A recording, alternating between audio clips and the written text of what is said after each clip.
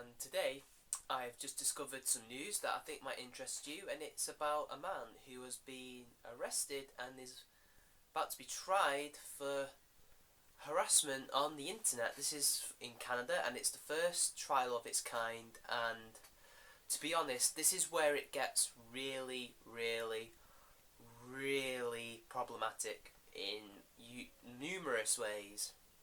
So, first start, this man, he got into a internet debate with two feminists. I think you can see where this is going already. He got into an argument with two feminists. Mainly, it's not necessarily a vitriolic, nasty argument, it was more of a debate.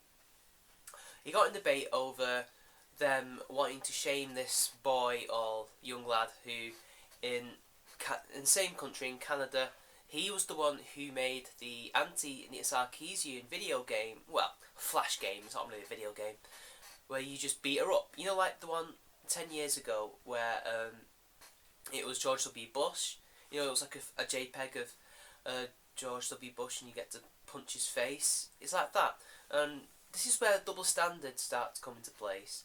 You know, there's the double standards for the fact that nobody bothered when it was George Bush, but they do get extremely bothered when it's Anita Sarkeesian, because one's a man and a conservative and one's a woman and an extreme progressive. You know, that's when the first double standard happens to come into play.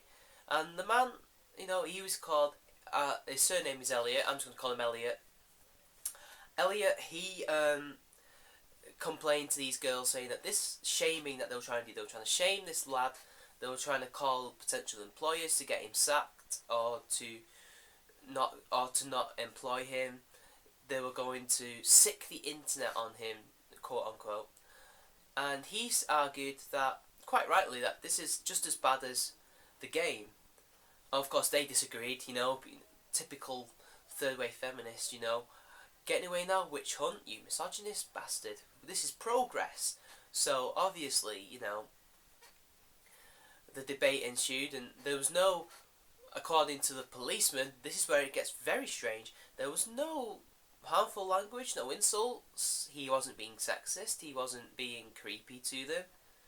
It was all because they felt harassed because he disagreed with them. And prior to that, this is actually in 2012, it's only recently it's come to court, he actually helped them with a free poster. He's a graphic designer, and he did it for free for their organisation. So it's easy how they turn on you, isn't it? We've seen countless stories like that. So anyway, this man now has a problem. He could end up serving 6 months in jail for basically disagreeing with someone. Because the problem with this law is you just have to feel harassed in order for it to be harassment, and that's stupid. That's crazy. That could set a dangerous precedent if he goes to jail, because that means freedom of speech can now be curbed, at least in Canada, very easily, just like that. You could just say, I feel harassed because this guy disagreed with me, and you will send this guy to prison, and you'll be free to spout your bollocks, whatever you want, you know? And it's dangerous. And it's also, this is where the second double standard comes into play, because if this was two men with a woman, or two men and another man, they would have told the two men to man up, because what? You're getting harassed by words on the internet, by debate, you're in the wrong business.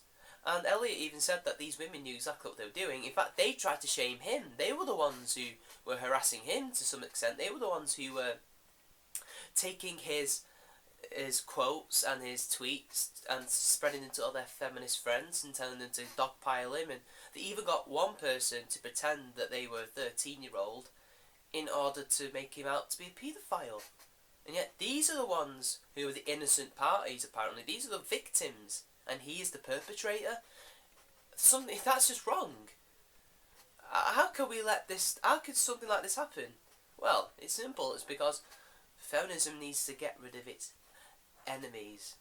And currently there's a huge problem with at least perceived huge problem with harassment on Twitter. You know, apparently they don't know what they're doing. You know, despite the fact there's a block button. You know, but you know, They're using this, it's like, George W. Bush used 9/11 to bring in the Patriot Act. They're opportunists. They wait for a problem and then they can use this problem to enact draconian laws. And it works well with the current governments in the world because they want to curtail freedom of speech. They've always wanted to, and they've now got the chance to do so. I hope this lad is, found innocent, because he is innocent. Anyone from the outside looking in knows that he's innocent. He's done nothing wrong. The policeman even said he said nothing wrong. If he's guilty, that means freedom of speech has another blow to it. Anyway, this has been Charming Man 93. Like and share the video, subscribe to my channel, and I will see you later.